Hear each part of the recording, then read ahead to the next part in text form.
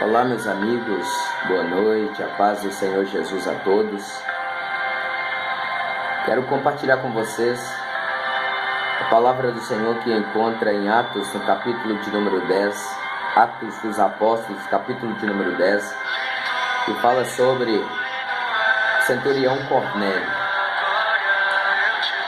E havia em Cesareia um varão por nome Cornélio, centurião da corte chamada italiana, piedoso e temente a Deus, com toda a sua casa, o qual fazia muitas esmolas ao povo, e de contínuo orava a Deus. Este, quase a hora nona do dia, viu claramente numa visão um anjo de Deus que lhe dirigia para ele e dizia: Cornélio. O qual, fixando os olhos nele e muito atemorizado, disse: Que é, Senhor? E disse-lhe: As tuas orações e as tuas esmolas têm subido para memória diante de Deus. Amém, queridos? Esta palavra que eu quero compartilhar com vocês nesse momento, e dizer para você que as suas orações, as suas esmolas, os seus bons atos, de caridade, de generosidade, não tem sido em vão. Tem sido contemplado por Deus. E Deus me enviou aqui nesse momento para dizer para você que continua crendo, porque está sendo recebido por Ele. E já Ele há de se manifestar, trazendo a resposta, trazendo o milagre, a bênção que você tanto deseja.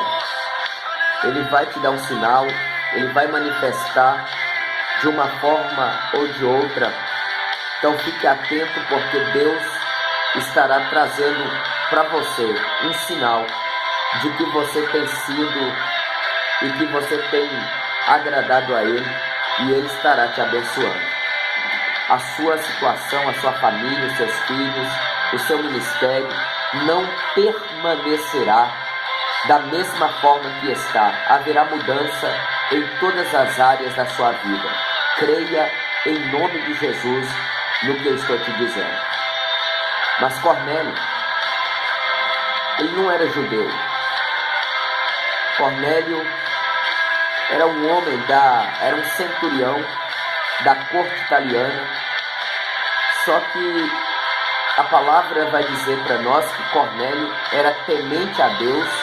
Cornélio era um homem de oração, era um homem que dava esmola, que ajudava os necessitados. E que Cornélio, de contínuo, ele fazia oração a Deus.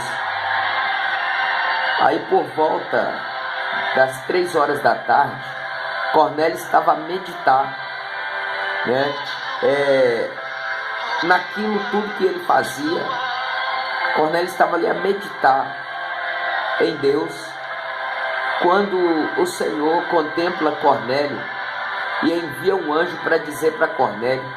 Talvez Cornélio estava até pensando: será que o que eu estou fazendo está agradando a Deus? Será que o que eu estou fazendo está sendo de bom grado para Deus?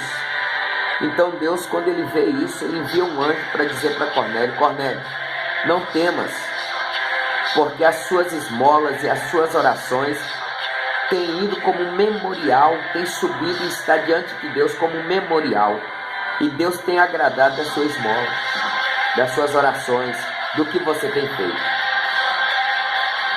Agora o anjo diz assim, que Deus está dizendo para Cornélio para que mandasse mensageiros até Jope, na casa de um homem também chamado Simão, curtidor de couro, para que mandasse chamar a Pedro, porque Pedro estaria anunciando a Cornélio tudo aquilo que Deus queria que Cornélio fizesse. E quando o anjo se ausenta de Cornélio, Cornélio chama 2 ou 3 dos seus serviçais, soldados que estavam ali a serviço de Cornélio e disse para ele o seguinte: vá até Jope, na casa de um tal Simão, curtidor de couro, e procura por Pedro, por Simão, por sobrenome Pedro, e fala com ele que venha até a minha presença. Esses serviçais de Cornélio saíram de encontro à casa de Simão, curtidor de couro. Enquanto eles estão indo pelo meio do caminho, Pedro está no terraço da casa de Simão, e Pedro vai estar com fome e ele deseja e tenta comer algo. E quando ele está no terraço ali, ele é arrebatado em espírito, é um arrebatamento sentido, e ele vê descendo do céu um vaso como um cesto amarrado pelas 4 pontas, e nesse cesto está cheio de animais, aves do céu, animais que os judeus não podiam comer, devido à crença, devido aos rituais dos judeus, eles não podiam comer animais quadrúpedes, répteis, animais que tinham a unha fendida. Então esse vaso em forma de um cesto desce do céu para a terra na frente de Pedro, e uma voz ecoa dizendo: Pedro, pega esses animais, mata e come. E Pedro vai dizer: Senhor, Senhor, eu não posso fazer isso porque isso não é permitido a judeu. Mas Deus já estava trazendo uma revelação para Pedro, anunciando a Pedro que Pedro teria que sair na casa de Cornélio, um homem que não era da mesma linhagem judia, e Pedro teria que se apresentar a ele e anunciar a ele o que Deus queria. Porque, irmãos, quando Deus escolhe, está escolhido. Quando Deus quer fazer, Deus faz. Não adianta o homem ou ninguém tentar impedir aquilo que Deus determinou que aconteça na sua soberania. Então, por 3 vezes vai acontecer isso, e Pedro vai recusar. Mas Deus vai dizer o seguinte: Pedro, não considere comum ou imundo aquilo que eu já purifiquei.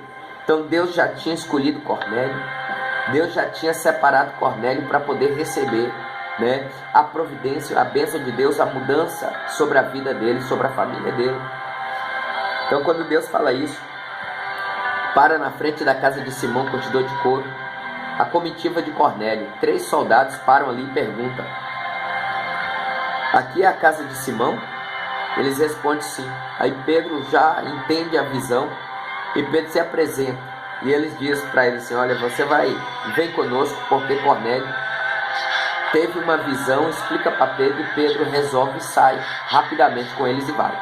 Quando Pedro chega na casa de Cornélio já tinha convidado muitas pessoas, a sua família estava toda reunida ali.